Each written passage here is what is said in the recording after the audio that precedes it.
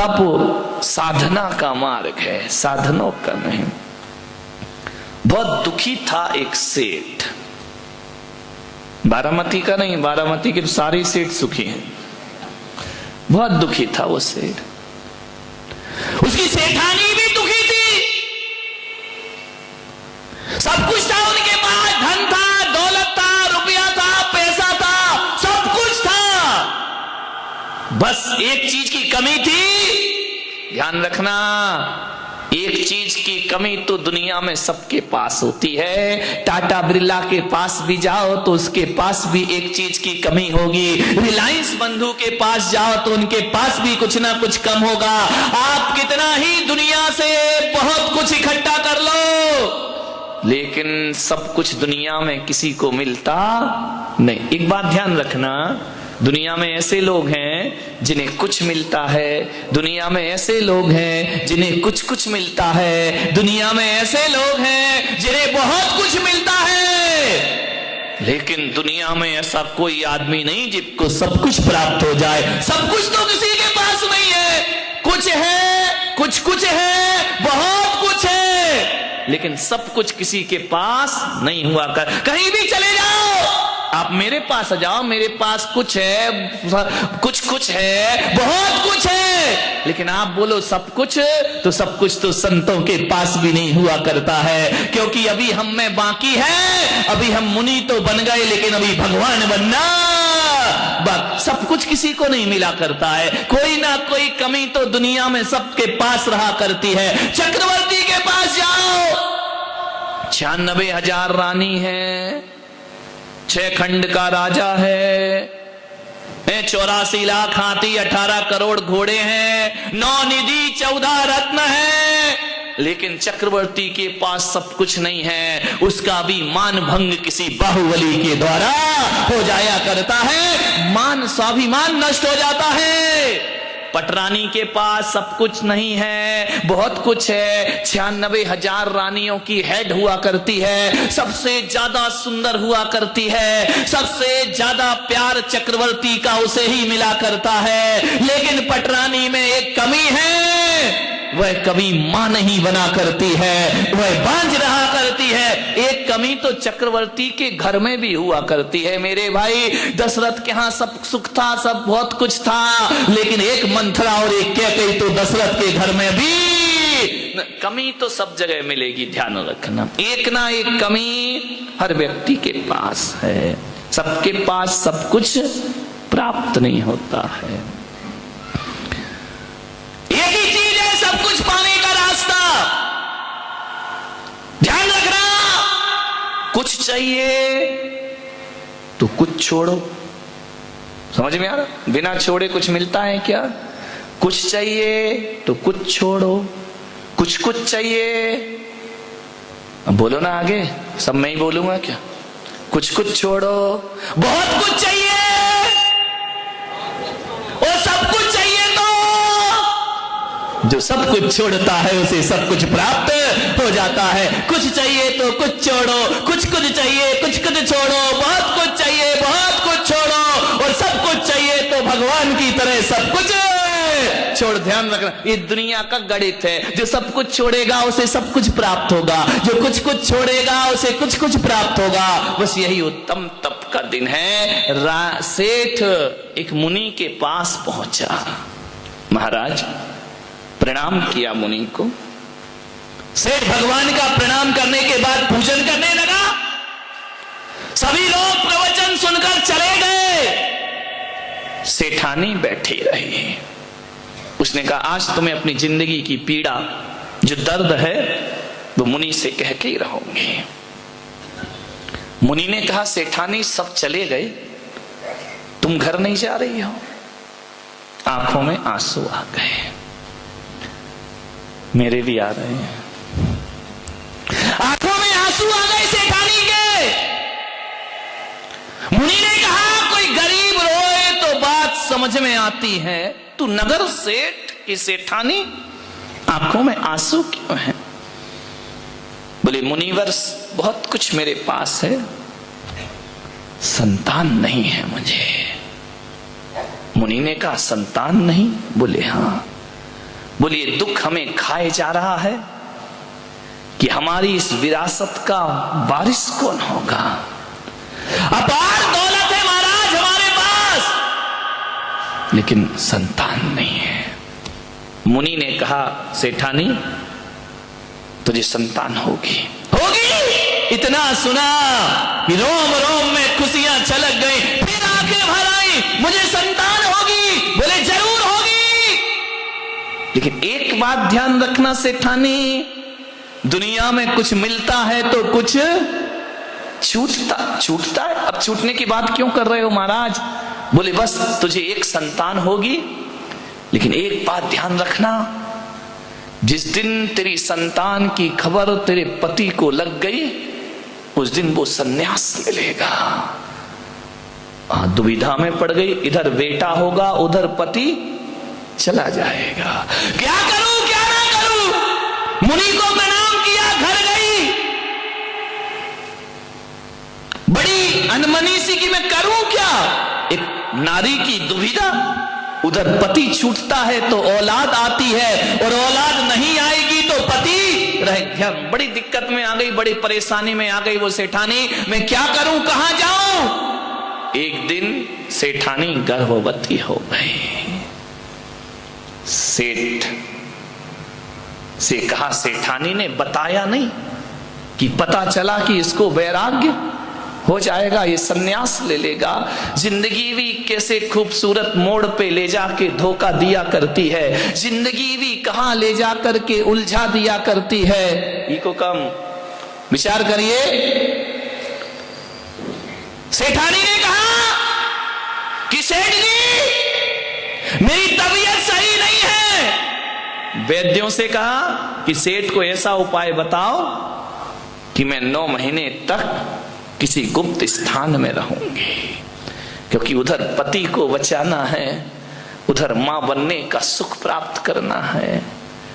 सेठ ने कहा कोई बात नहीं, यदि सेठानी की तबीयत खराब है तो नीचे जो तलघर है उसमें सेठानी की सारी व्यवस्था कर दी जाए। वैद्यों ने कहा कि किसी की नजर भी नहीं पड़ना चाहिए सेठानी पर। सेठ ने कहा ऐसी क्या बीमारी है? अब बोले आप ये बीमारी छोड़िए, सेठानी का जीवन बचाइए। सेठ ने सारी व्यवस्था नीचे कर दी। विधि ना तेरे लेख किसी से कहे न जाते हैं। सेठ ने कहा कोई बात नहीं, साल भर की बात है, आराम से गुजर जाएगा। सेठानी के नीचे तलघर में 2-4 सेविकाएं लगा दी। सेठानी का हमेशा ध्यान रखना। सेविकाएं सेवा करती, पैसा बहुत था, अपार दौलत थी, सेठानी तलघर में रहती। एक दिन सेठ कहीं घूमने जा रहे थे, सुबह सुबह का समय, प्रातः काल का समय। क्या देखते हैं कि उसके घर की दासी सरोवर में कुछ रक्त रंजित कपड़े धो रही है। सेठ ने देखा कि ये दासी क्या धो रही है इस सरोवर में। पूछा जाकर, क्या धो रही हो यहां पर, तुम कर क्या रही हो? घबरा गई दासी। सेठ ने कहा तेरी आंखों में घबराहट दिख रही है, बता तू क्या किया तूने, क्या हुआ है? उसने घबराहट में कह दिया, सेठ जी आपके घर में पुत्र का जन्म हुआ है। इतना सुना सेठ ने कि मेरे घर में पुत्र का जन्म, गूढ़ गर्व मुझसे ही छुपाया गया, मुझे ही नहीं बताया, मेरी ही पत्नी ने, और कहा कि स्वास्थ्य खराब है इसलिए तलघर में रहूंगी। मुझसे मेरी औलाद छिपाई गई, मुझसे मेरे सत्य को छिपाया गया। गया सेठ घर, और जैसे ही जाकर देखा सीधा तलघर में उतरा। सेठानी ने कहा कौन है, कोई ना आए यहां। सेठ ने कहा मेरे घर में रहकर मुझे मना कर रही है, मुझसे छुपा रही है। मैंने सुना है तुझे पुत्र की प्राप्ति हुई है। सेठानी घबरा गई। सेठ ने देखा कि बालक का जन्म हुआ है, उठाया बालक को अपने हाथों में और देख करके बालक को मां के हाथ में सौंपा और कहा इसे संभालो। लेकिन सेठानी तुमने मेरे साथ अच्छा नहीं किया, ये बात मुझसे छुपाने की जरूरत क्या थी? क्या जरूरत थी सत्य को छुपाने की? धिक्कार ये संसार, यहां अपने ही अपने नहीं हुआ करते हैं और कहते हैं सेठ ने घरबार छोड़ा और सन्यास के लिए जंगल की तरफ। इतनी सी बात में सन्यास ले लिए। ध्यान रखना, कोई लाख करे चतुराई, कर्म का लेख मिटे ना रे। कितनी भी होशियारी कर लो, कितनी भी चालाकी कर लो, जो तकदीर में लिखा है वो कभी मिटता नहीं है। सेठ ने सन्यास ले लिया, जन्म पत्री दिखाई बच्चे की। ज्योतिषियों ने कहा कि सेठानी संभाल के रखना। बोले क्यों? बोले यदि संसार की नश्वरता समझ में आ गई तो ये भी चला जाएगा। सेठानी ने कहा मैं तो दोनों तरफ से लुट गई, पति भी गया और बच्चा भी जाएगा। बोले संभाल के रखना। उस सेठानी ने उस बच्चे को कैद कर दिया महल के अंदर। तुम बाहर नहीं जाओगे। परिचारिकाओं से कह दिया इसे बाहर की हवा नहीं लगना चाहिए और कोई भी नश्वरता इसके सामने नहीं आना चाहिए। यही मेरे जीवन का आधार है, अब यही बचा है मेरे जीवन में। उसको महल में, शीश महल में कैद कर दिया बच्चे को। वहीं रहता, वहीं खाता, वहीं पीता, सारा जीवन उसने अंदर ही गुजारा। ना सूर्य की रोशनी देखी, बगीचे में जो फूल आते थे मुरझाने से पहले तोड़ दिए जाते थे, पत्ते पीले हों उससे पहले झड़ा दिए जाते थे कि शायद ये दृश्य देखकर मेरे बच्चे को सन्यास ना हो जाए। बंद कर दिया मोह में उसने। ना कोई मिलता, ना आता, ना जाता। एक बार नगर में एक कंबल बेचने वाला आया, बड़े सुंदर रेशमी कंबल, मखमल के कंबल, कीमती कंबल बेचने आया। राजा के घर गया, महाराज ये कंबल खरीदो। महाराज ने कहा कि मैं कंबल क्यों खरीदूं, मेरा पैसा थोड़ी है, ये जनता का पैसा है और इसमें इतने कीमती रत्न जड़ित कंबल मैं नहीं खरीद सकता हूं। बड़ा न्यायप्रिय राजा था। मैं राजा बन के भले बैठा हूं लेकिन जो कोष है वो मेरा नहीं, वो जनता का कोष है, वो प्रजा का कोष है। मैं इसे व्यर्थ खर्च। रानियों ने कहा महाराज ले लो। राजा ने कहा नहीं, इतना कीमती रत्न जड़ित कंबल मैं लेकर क्या करूंगा। जाओ व्यापारी, मैं इस जनता का पैसा उपयोग नहीं कर सकता हूं। चला गया,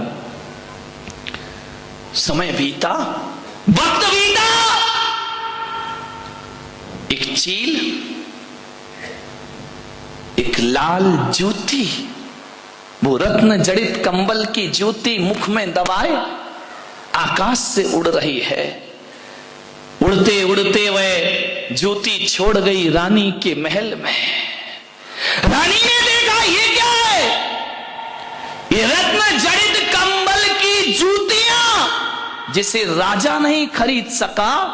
कौन है इस नगर में ऐसा जो रत्न जड़ित जूतियां खरीद बनाता है? इतनी कीमती जूतियां कौन पहनता है? राजा के पास जूतियां पहुंची। राजा ने कहा पता करो किसने खरीदी ये जूतियां, किसने? पता चला कि वो जूतियां किसी और ने नहीं, नगर सेठानी ने खरीदी। वो कंबल खरीदे और उस कंबल से, उस रत्न जड़ित कंबल से अपने पुत्र के लिए उसने जूतियों का निर्माण कर दिया। जिसे राजा खरीद ना सका उसे सेठानी ने अपने बच्चों को नाच से पाला, बड़े अरमानों से पाला। रत्न जड़ित कंबल की जूतियां बनाकर अपने बच्चे को पहना दी। ये पहना कर मेरे बच्चे, राजा ने कहा पता करो कौन है ऐसा जिसके घर में इतनी कीमती जूतियां मेरे नगर में है। पता चला कि वो एक नगर सेठानी है जिसके घर में इतनी कीमती। राजा ने कहा चलते हैं हम उसके घर। राजा पहुंचे, सेठानी को पता चला कि सम्राट आ रहे हैं, स्वागत करना चाहिए सम्राट का। पहली बार मेरे घर में आ रहे हैं। राजा अंदर पहुंचे, राजा का बड़ा स्वागत हुआ। राजा ने कहा ये जूतियां कहां से बनाई, खरीदी? बोले कुछ नहीं महाराज, मेरे पास इतना कहां, लेकिन पैसा था, कंबल बेचने वाला आया, मैंने खरीद कर इस बच्चे के लिए जूतियां बना दी। राजा ने कहा कंबल की जूतियां? बड़े नाजों से मैंने बेटा पाला है महाराज, इकलौती संतान है, बड़ी मुश्किल से उसका जन्म हुआ है मेरे घर में। महाराज ने कहा कौन सा बेटा, जरा दिखाओ तो। अब सेठानी बेटा कैसे दिखाए? राजा ने कहा बेटा दिखाओ। कौन सा बेटा? ऐसा कैसा बेटा है जिसे तू रत्न जड़ित जूतियां पहनाती है, इतने महंगे महंगे सामान? राजा ने कहा उस बेटे को दिखाओ मुझे, देखना किस्मत कहां ले जाती है। जैसे ही अब राजा को मना कैसे करे सेठानी? मना करे तो राजा मृत्यु दंड दे देगा, अपमान समझेगा। राजा ने कहा दिखाओ बेटा कैसा है तुम्हारा। मना कर ना सकी, ले गई ऊपर महल में। महाराज ये मेरा बेटा है। राजा ने देखा आरती लेकर चल रही सेठानी आगे आगे, बच्चे की आंख से छल छल आंसू बह रहे हैं।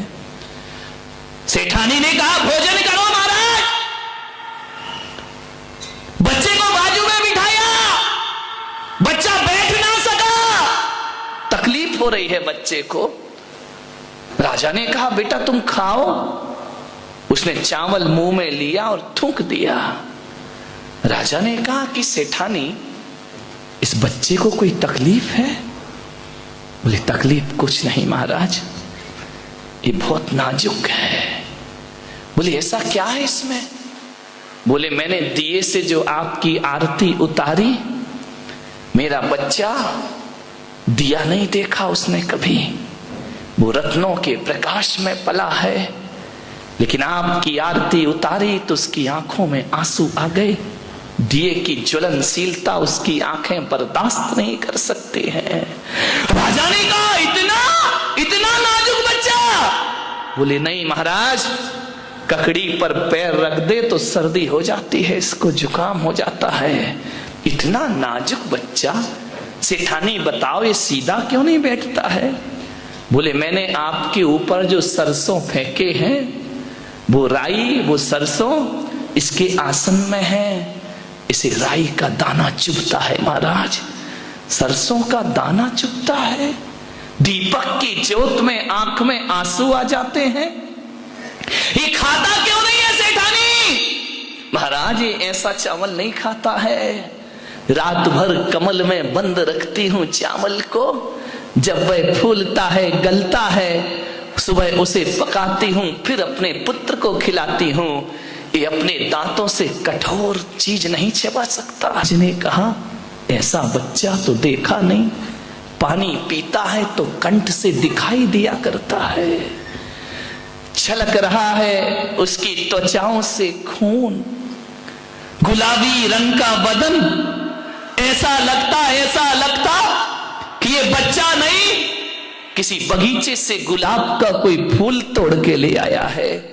राजा ने हाथ से छुआ, उंगलियों के निशान बन गए बच्चे पर।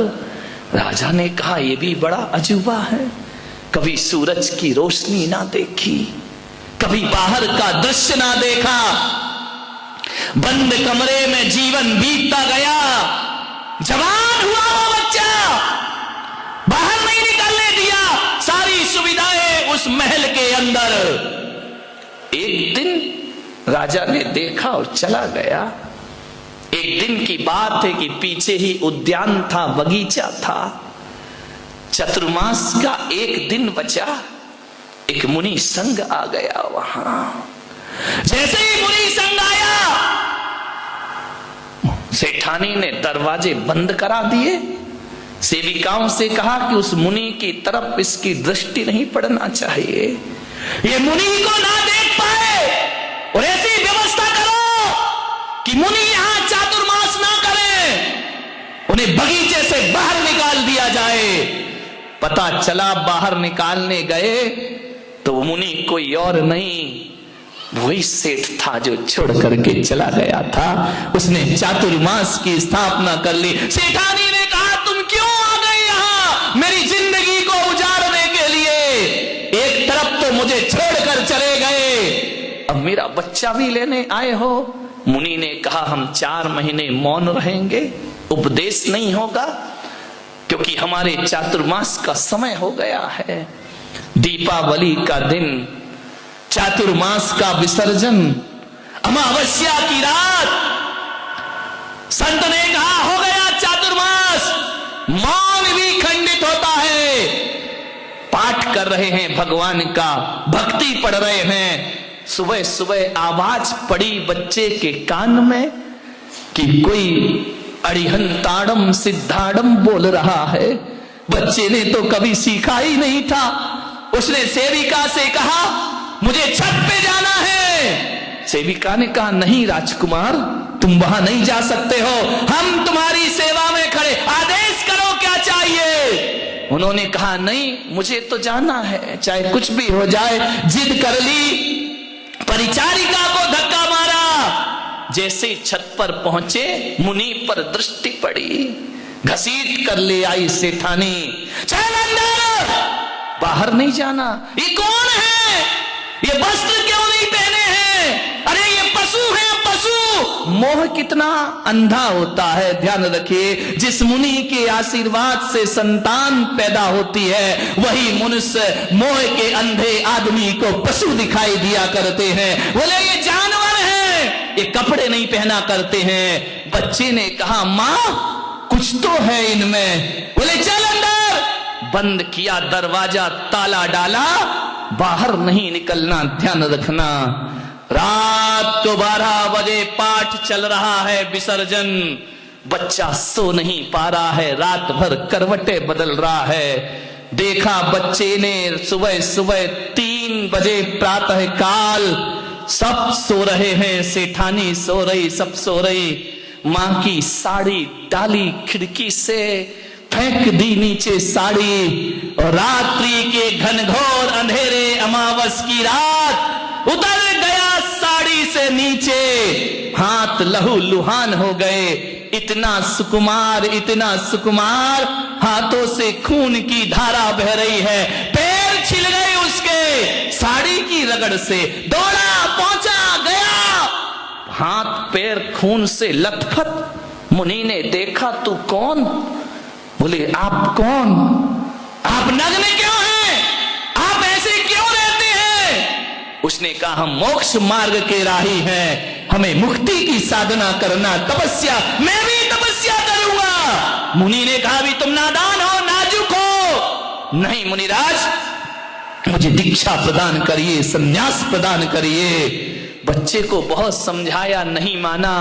मुनि ने देखा, इतना तो सुकुमार शरीर है, खून की धार बह रही है, और ये कहता है मैं तपस्या करूंगा। कैसे तपस्या करेगा? बोले, महाराज जीवन तो जाना ही है, एक दिन नष्ट होना है। यदि नष्ट होना है तो तपस्या के साथ नष्ट होना चाहिए, त्याग के साथ नष्ट होना चाहिए, धर्म के साथ नष्ट होना चाहिए। मान्यवर दीक्षा ले लेते हैं, वो कोई और नहीं होते, जैन दर्शन में जिन्हें सुकुमार मुनि कह करके पुकारा जाता है, सुकुमार कह करके बुलाया जाता है। इतने सुकुमार, राई का दाना चुभ रहा है, दीपक की रोशनी आंखों को अश्रुपूरित कर देती है, जो चावल नहीं चबा सकता है। इतना सुकुमार दिगंबर भेष धारण कर लिया करता है, मोक्ष मार्ग का दीवाना हो जाता है। मुक्ति के दीवाने हम, मुक्ति के दीवाने हम, मुक्ति पाने वाले हैं। वो जो आग लगी है सीने में, उस आग में जलने वाले हैं। दीक्षा ले ली। मालूम है आपको कहानी? 3 दिन तक सियालनी उनके पैर को खाती रही। खड़े हैं, तपस्या कर रहे सुकुमार मुनि। सियालनी 3 दिन पैर खाती है, खड़े हैं, खून की धार बह रही है। मान्यवर लोग कहते हैं कि जितनी शक्ति उतनी भक्ति, लेकिन हमारे सुकमाल मुनि कहते हैं जितनी भक्ति उतनी शक्ति आदमी को प्राप्त हो जाया करती है। जितनी दीवानगी होगी उतनी, लोग कहते हमारी ताकत नहीं है, यहां कहते नहीं, यदि भक्ति है तो शक्ति अपने आप दौड़ी दौड़ी चली आती। आप सोचो, विचार करो, ये 10-10 उपास कर रही हमारी माताएं बहनें, कहां से आई ये शक्ति उनमें? विचार करिए। वरना अनशन पे बैठते हैं लोग, आमरण अनशन करते हैं लोग, 3 दिन बाद डॉक्टर चेक करने आ जाता है, कहां से ये शक्तियां तपस्या की अर्जित हुआ करती हैं। विचार करो, सोचना है आपको, 3 दिन भोजन ना मिले तो प्राण संकट में पड़ जाते हैं। और आपके इसी बारामती में एक व्यक्ति 32 उपास की साधना कर रहा है, ध्यान रखना। 26वां उपास जिनका आज है, ऐसे आते हैं मेरे कमरे में सीढ़ियां चढ़ करके। मैं कहता हूं कोई कमजोरी नहीं महाराज, कोई कमजोरी नहीं। मैंने कहा कोई तकलीफ? कोई तकलीफ नहीं। मान्यवर, कहां से आती है ताकत? 32 उपास इस कलयुग में करना बच्चों का खेल नहीं हुआ करता है। मान्यवर, हम तो कह देते हैं साधना कर रहे हैं, इन्हें प्रणाम करो, इन्हें हाथ जोड़ो, कठिन साधना हुआ करती है। मान्यवर, ऐसे ही लोग ये उपवास कर रही हमारी माताएं बहनें, 10-10 दिन का उपवास, ये व्यर्थ नहीं है। ये मान करके चलना कि इन्होंने जिंदगी की भूमि में मोक्ष का बीज बो दिया है। ध्यान रखिए, आज नहीं तो आने वाले कल, काले वाला कल नहीं, तो इस जिंदगी में ध्यान रखना, बीज आज बोना पड़ता है, फल बाद में मिला करता है। ध्यान रखिए, ये 10 लक्षण धर्म की साधना, ये तपस्याएं, ये साधनाएं मान्यवर बच्चों का खेल नहीं हुआ करता है, बहुत बड़ी साधना है। भगवान महावीर ने साधना का मार्ग दिया। ऋषभदेव भगवान, जिन्हें 1 वर्ष आहार नहीं मिला, ध्यान रखना। मान्यवर, 6 माह का उपवास करते हैं भगवान ऋषभदेव, 6 महीने विधि नहीं मिला करती है। एक कठोर तपस्चरण, 1 वर्ष 3 माह 7 दिन बाद ऋषभदेव को आहार मिला करता है। ध्यान रखिए, भगवान महावीर ने कहा है, चल सके तो बिल्कुल मत खाओ, बिना खाए जिंदगी गुजारो। चल सके तो मत खाओ, 12 तप बोले हैं, अनशन, ओमोदर, व्रत, परिसंख्यान, रस परित्याग, काय क्लेश, कायोत्सर्ग, ये तपस्याएं हैं। 6 तप बाहर के हैं, 6 तप भीतर के हैं। ध्यान रखना, आज तप का दिन है। पहला तप उन्होंने बोला अनशन, चल जाए कुछ मत खाओ, नहीं चले ऊनोदर। ऊनोदर का अर्थ होता है भूख से कम खाना। भूख से कम खाना ये भी तपस्या है। पहला तप अनशन है, दूसरा तप ऊनोदर है। एक तप दूसरे तप से बड़ा है, तीसरा वृत्ति परिसंख्यान है, चौथा रस परित्याग है। ध्यान रखना, ये व्यवस्थाएं हैं आगम की। एक तप दूसरे तप से बड़ा है। चले तो बिल्कुल मत खाओ, खाना पड़े जीवन चलाने के लिए कम खाओ, भूख से कम खाओ। तुम्हारी भूख कितनी है बताओ जरा, ऊनोदर तप करना है अपने को। कितनी भूख है, कितनी रोटी खा ले सुभाष सेठ? 4-5 तो रोटी, चावल थोड़ा सा का मतलब क्या है? अब सबका अपना अपना थोड़ा सा तो बच्चे का इतना सा होता है। विचार करिए, 250 ग्राम, आधा किलो दूध, आधा लीटर, 1 लीटर, एप्पल, सेव, मौसम्बी। आपको पता कैसे चले कि मेरी भूख कम है, कितनी है? आदमी को यही नहीं मालूम कि हमारी भूख कितनी है। खाए जा रहा है, कितनी भूख है तुम्हारी बताइए? खा लिया, पी लिया, भोजन कर लिया, उठेगा, नाश्ता, चाय पिएगा सबसे पहले तो चाय पी ली, ब्रेड खा लिया, बिस्किट खा लिए, पोहे खा लिए, जलेबी खा लिए, उसके बाद 11 बजे खाना चाहिए, उसके बाद खाने के बाद भी शांति नहीं मिली, थोड़ा सा फिर ये भी चाहिए है, इसके बिना तो मजे नहीं आएगा खाने का। अब ये खा रहा, कोई पान खा रहा, पत्ते खा रहे। एक बात बताओ, पत्तियां कौन खाता है? जानवर कौन सा? बकरी, बकरे, यही तो पत्तियां खाते हैं। पान क्या है? क्या है? और खा रहे हो तो तुम क्या हो? विचार करें, आज मत बनो बकरे, ध्यान रखिए, विचार करिए। आप पान मसाला खा रहा है, वो किसी ने रास्ते में बोला आओ यार थोड़ा ठंडा पी लो, लाओ ठंडा भी पी लेते, थोड़ी देर चाय पी लो, लाओ चाय भी पी लेते, थोड़ी सौंफ भी खा लेते, सुपारी भी खा लेते। कितना खाता है आदमी, कितना खाता है। एक आदमी तो ऐसा है कि रात को पान मसाला दबा के सोता है, सवेरे तक दबाई रहता है। ध्यान, कितना खाता। दिन में खाता आदमी, दिन भर खाता है आदमी, रात में खाता है। कई तो ऐसे हैं जो पर्यूषण में भी रात में कैसे कल्याण होगा तुम्हारा बताइए, सोचिए। कहां महावीर का धर्म, कहां जिनेंद्र भगवान का धर्म, कहां आप विचार करिए। पर्यूषण में भी रात को खा रहे, पर्यूषण में भी रात में पानी पी रहे हो, कब कल्याण। एक आदमी से मैंने कहा यार पर्यूषण है, एक काम कर तू रात्रि में भोजन त्याग कर दे। बोले महाराज थोड़ा सा कठिन है। मैंने कहा क्यों? अरे बोले थोड़ा कठिन है, आप समझा करो। मैंने कहा मैं बहुत समझ रहा हूं, तू मुझे ज्यादा समझा दे। तो बोले नहीं छोड़ सकता, थोड़ी कठिन तपस्या है। मैंने कहा क्या रात्रि में भोजन? मैंने कहा दिन में खा ले जितना खाना है, रात में क्यों खाता है?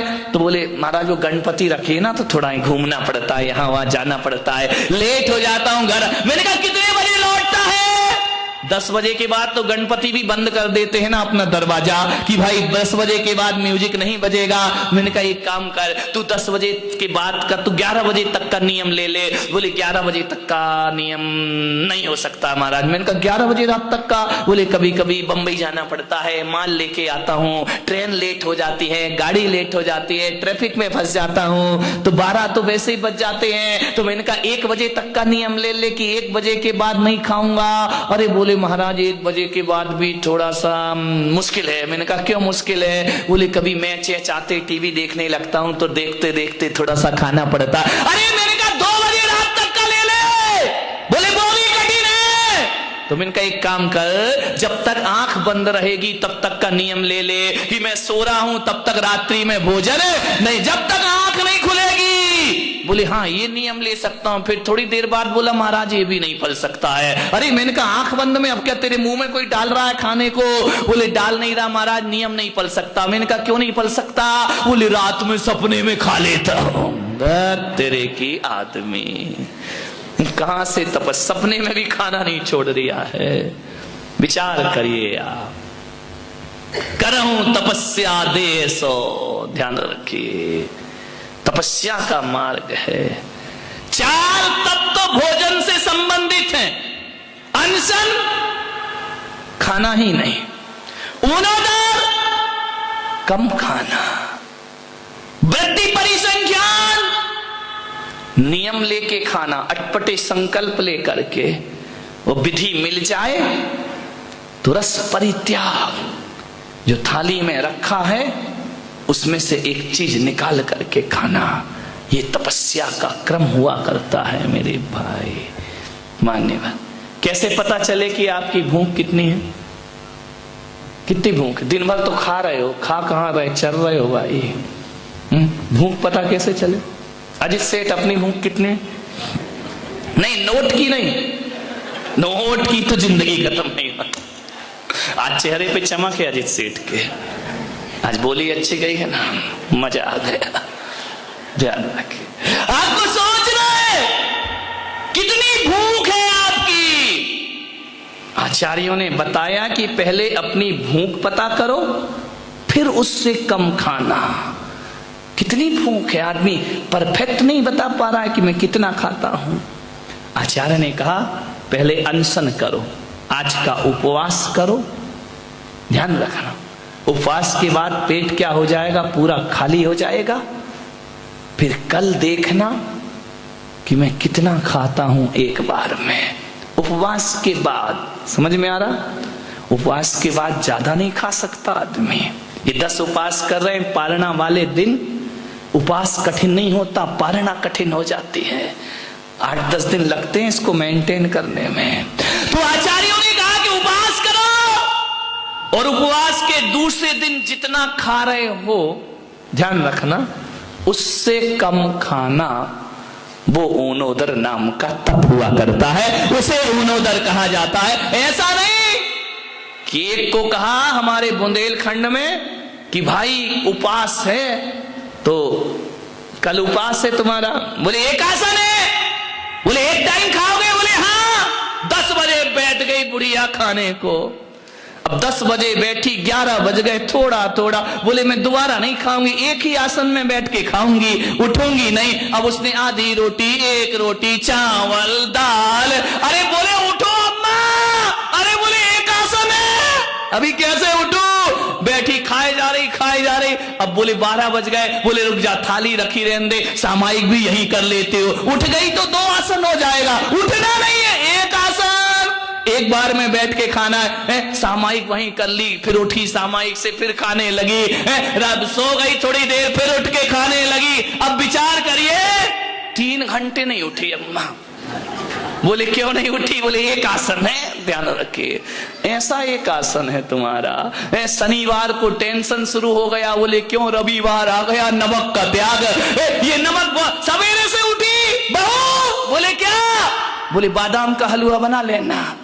अरे तो बोली अम्मा मंदिर जा रही कि हलवा बता के जा रहे? अरे बादाम का हलवा बना लेना। और एक काम करना, दूध आ जाए तो थोड़ा मावा बना लेना। अम्मा जी क्यों? अरे बोले थोड़ी रबड़ी बना लेना। बोले क्यों? बोले थोड़े से गुलाब जामुन बना देना।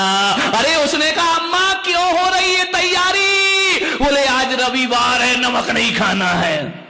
तेरे की एक नमक छोड़ गई, इतने आइटम बनवा लिए। बोले आज तो मीठा ही मीठा खाऊंगी, मालपुए खाऊंगी, जलेबी खाऊंगी, गुलाब जामुन खाऊंगी। बोले क्यों? बोले इसमें नमक नहीं होता है। अब विचार करो, बाहरी तुम्हारी तपस्या है, 2 रुपए का नमक छोड़ के 500 का माल खा गई। ध्यान रखना, इससे अच्छा तो रोटी खा ले, नमक ही खा लेती। 2 रुपए के नमक में पेट भर जाता, 500 का माल चट कर गई। बोले क्या है? बोले उपवास है। वाह रे तुम्हारा उपवास। विचार करो, रात में नहीं खाते। बोले क्या करे? अब थोड़ा सा सिंगदाना को फ्राई कर लीजिए, तल लीजिए, वो खा लेंगे। विचार यही चलता, केले के चिप्स ले आओ। बोले क्यों? रात्रि भोजन। तेरे का त्याग, 2 किलो दूध पी गया, आधा किलो सिंगदाना खा गया, बादाम चल रही है, काजू चल रहे हैं, फ्राई, काली मिर्च डले, नमक डले, घी में फ्राई। कौन बोला महाराज मुंह में पानी आ रहा है? काजू खा गए, किशमिश खा गए। बोले क्यों? हमने कहा ये क्या है? बोले रात्रि भोजन त्याग है। तेरे की, इससे अच्छा 2 रुपए की रोटी खा लेता भाई। ये 500-500 रुपए किलो का काजू खा रहा है, बोल रहा है कि हमारा रात्रि भोजन त्याग है। ये त्याग है, ये आसक्ति है। एक बात बताओ, जो रात्रि में फलाहार करते हैं, रात्रि में दूध पीते हैं, हमारे यहाँ क्यों त्याग करा गया रात्रि भोजन का? इसलिए तो कराया गया ना कि इसमें जीव गिर जाएंगे, सूक्ष्म जीव गिरेंगे, हिंसा हो जाएगी, पाप लगेगा, मांसाहार का दोष लगेगा। अब जो व्यक्ति फलाहार खा रहा है, काजू खा रहा, किशमिश खा रहा, बादाम खा रहा, हलवा खा रहा है, रबड़ी खा रहा है। अब एक बात बताओ, सारे जीवों ने मीटिंग करी है बैठ करके? नहीं कोई मीटिंग कॉल की हो कि भाई सब बैठो। बोले क्यों? बोले आज से अपन लोग नियम ले लो कि अपन लोग रात्रि में, जो जैनी लोग नहीं खाते हैं ना, तो अन्न में ही गिरेंगे, अपन फलाहार में नहीं गिरेंगे। ऐसा कोई मीटिंग, कोई प्लान किया है कि फल में नहीं बैठना, दूध में नहीं बैठना, मावा मिश्री में नहीं बैठना? बोले क्यों? बोले जैनी खाता है इसको। ऐसे कोई प्लानिंग है क्या? ध्यान रखना, जीव राशि तो भाई अन्न में भी मरती है और फलाहार में भी मरा करती है। वो कोई रात्रि भोजन त्याग नहीं है। 900 चूहे खा के बिल्ली हज को चल। ये तपस्या हमारी। इच्छा निरोधः तपः। ध्यान रखिए, भोजन खतरनाक नहीं, भोजन की इच्छाएं खतरनाक हुआ करती हैं। पदार्थ खतरनाक नहीं है, पदार्थों को पकड़ने की आकांक्षा खतरनाक हुआ करती है। आसक्ति। आज उत्तम तप का दिन। ऐसा तो नहीं कि भोजन छोड़ के दिन भर भोजन ही याद आ रहा हो। एक आदमी तो ऐसा मिला रामलाल, मुझे ऐसा मिला कि उसने दिन भर तो 14 का उपवास किया और रात को 12:05 पे उपवास तोड़ दिया। मैंने कहा ऐसा क्यों किया? बोले जमाना बदल गया, अंग्रेजी माध्यम से डेट चेंज हो गई, मेरा उपवास पूर्ण हो गया। मैंने तो 5 तारीख का उपवास किया था, 12 बजे की बात तो 6 तारीख लग जाती है, मेरा उपवास पूरा हो गया। इसका नाम तपस्या, इसका नाम त्याग। तपस्या का मन हो तुरंत कर लेना। नहीं तो एक आदमी को मैं जानता हूं, इतना बेईमान, इतना बेईमान, इतना बेईमान। उसने अपनी पत्नी से कहा इस बार तो 10 उपवास जरूर करूंगा। पत्नी ने कहा जा दर्पण में मुंह देख, 10 उपवास करेगा है। सुबह से तो तुझसे छूटा, चाय तो छूटती नहीं, 10 उपवास करेगा। अरे तू ज्यादा बहस मत कर, जब मैंने कह दिया करूंगा तो करूंगा।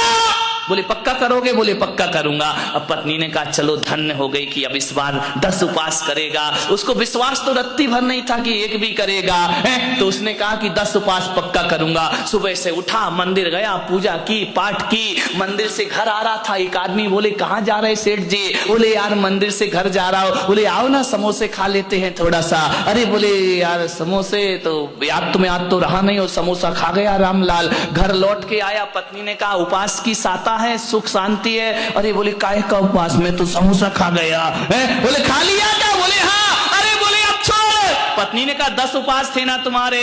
तो बोले अब ऐसा करते हैं अपन 5 करेंगे। 10 तो देखो अब आज का व्रत टूट गया तो टूट गया, कल से 5 उपवास जरूर। 5 उपवास का संकल्प, फिर टूट गया, फिर खा लिया। उसने सोचा, पत्नी ने कहा यार तुम फिर 5 भी नहीं कर पा रहे, तो बोले ऐसा करो कि रत्नात्रय के तेला कर लेंगे, लास्ट में जो 3 दिन होते हैं उसमें तुम्हें जरूर करूंगा, तू मुझे याद दिलाना।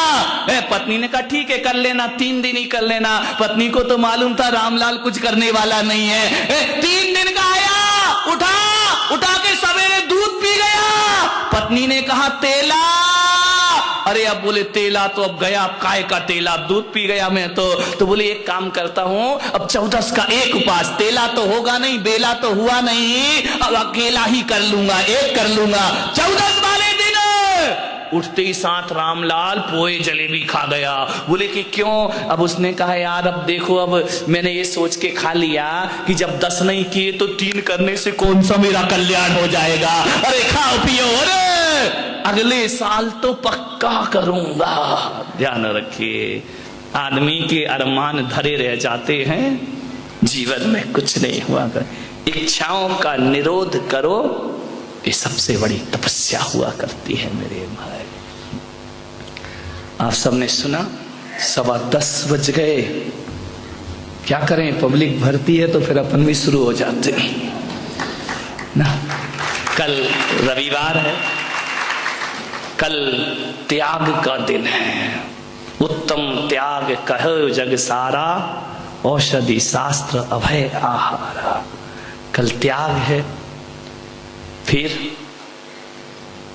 आकिंचन, फिर ब्रह्मचर्य, उसके बाद तुम भी फ्री, हम भी फ्री, भगवान तुम भी फ्री। अब मिलेंगे अगले साल 10 दिन। होते ना लड़ैया, मरैया, सदैया, भदैया, कई प्रकार के जैन होते हैं जय कुमार जी हैं, कई प्रकार के जैन होते, एक लड़ैया, एक मरैया, एक सदैया, एक भदैया। नहीं जानते? सदैया कौन होता है? जो रोज मंदिर जाता है, वो सदा मंदिर जाता है। एक भदैया जो भादों के भादों मंदिर जाता है। एक मरैया, किसी के घर में कोई मर गया तो चलो देव दर्शन करा लेते। एक लड़ैया, वो क्या करता है, सबसे ज्यादा लड़ाई 14 को होती है, कल है 14, उस दिन हिसाब किताब होते हैं, चुनाव होते, पूरे देश में लड़ाइयां। ये लड़ाइयां जैन, ध्यान रखना, भदैया जैन की परसों से छुट्टी हो जाएगी, अगले भादों में फिर प्राप्त होंगे, ध्यान रखिए। मान्यवर, पर्यूषण तारीखों में ना आए,